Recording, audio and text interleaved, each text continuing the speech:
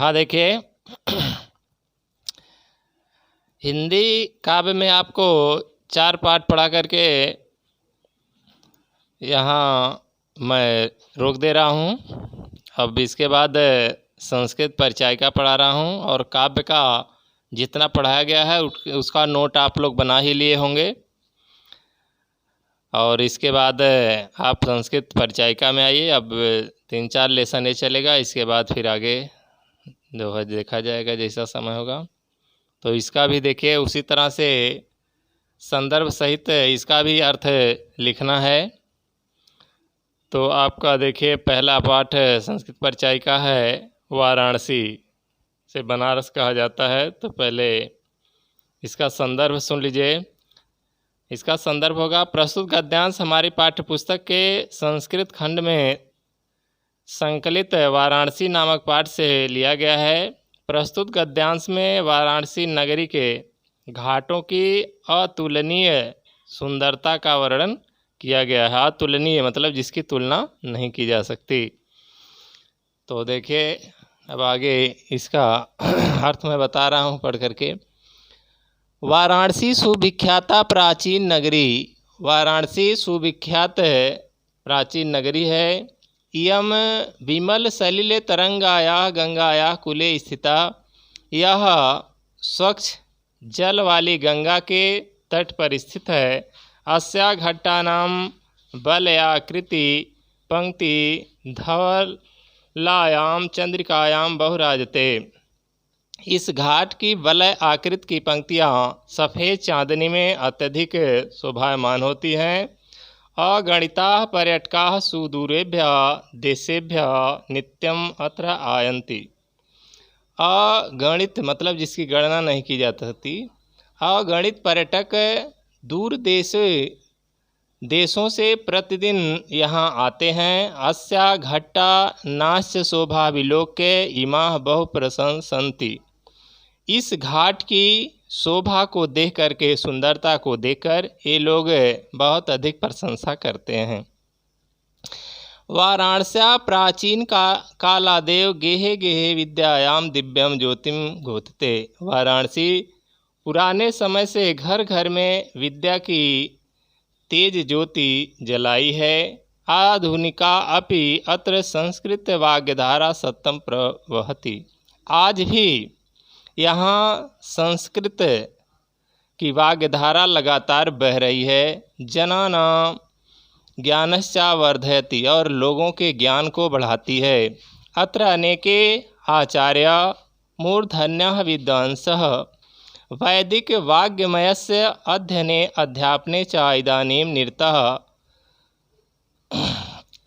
अत्र यहाँ अनेक विद्वान और आचार्य लोग वैदिक अर्थात वेदों को पढ़ने और पढ़ाने में इस समय भी लगे हुए हैं।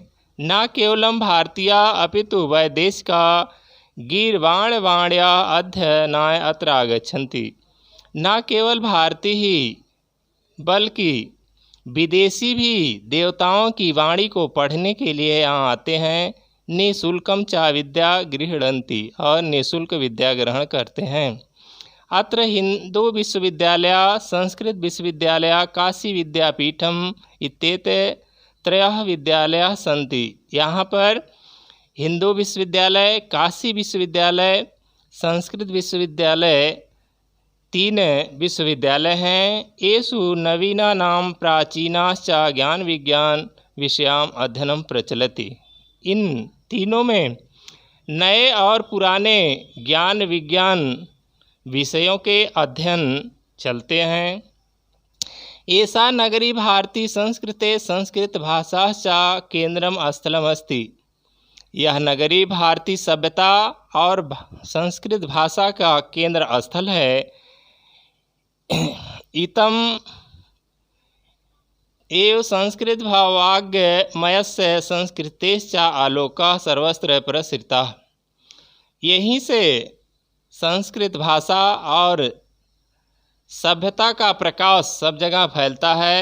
मुगल युवराजः दाराशिकोः अत्र आगत्य भारतीय दर्शन शास्त्राणां अध्ययनम अकरोत्। मुगल युवराज दारा शिको यहाँ आकर के भारतीय दर्शन शास्त्र का अध्ययन किया। स तेषां ज्ञानेन तथा प्रभाविता अभवत, वह इनके ज्ञानों से प्रभावित हुआ। यत ते उपनिषदान अनुवाद पारसी भाषायाम कारितः, इस प्रकार से उसने इन उपनिषदों का अनुवाद पारसी भाषा में कराया। इयम नगरी विविध धर्माणाम संगम स्थली, यह नगरी अनेक धर्मों के संगम स्थली है। महात्मा बुद्ध, तीर्थकर, पार्श्वनाथ, शंकराचार्य, कबीर, गोस्वामी तुलसीदास अन्यश्च बहवः महात्मनाः अत्र आगत्य स्वीयान् विचारान् प्रसारयन्। महात्मा बुद्ध, तीर्थकर, पार्श्वनाथ, शंकराचार्य, कबीर, गोस्वामी तुलसीदास अन्य बहुत से महात्मा यहाँ आकर के अपने विचारों का प्रचार प्रसार किए। न केवलम दर्शने साहित्ये धर्मे अपितु कला क्षेत्रे अपि इदम नगरी विविधानां कलानां शिल्पानां च कीर्ते लोके विस्तृतः। न केवल दर्शन मतलब देखने में ही नहीं, बल्कि साहित्य, धर्म, कला के क्षेत्र में भी यह नगरी अनेक प्रकार के कला और शिल्प से इस संसार में प्रसिद्ध है। अत्रत्याः कौशेषाटिका देशे देशे सर्वस्त्र अस्पृहन्ते।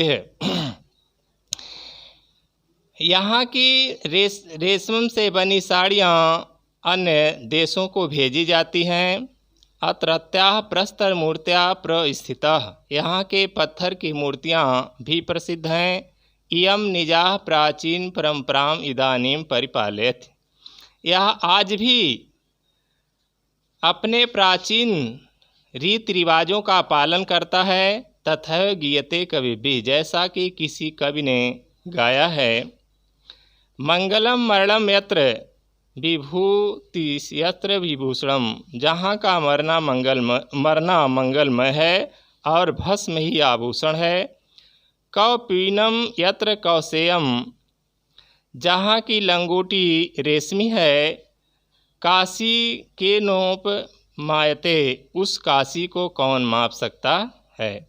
इस तरह से देखिए आपका पूरा पाठ समाप्त हुआ और पूरे पाठ का आप संदर्भ सहित अनुवाद लिखेंगे।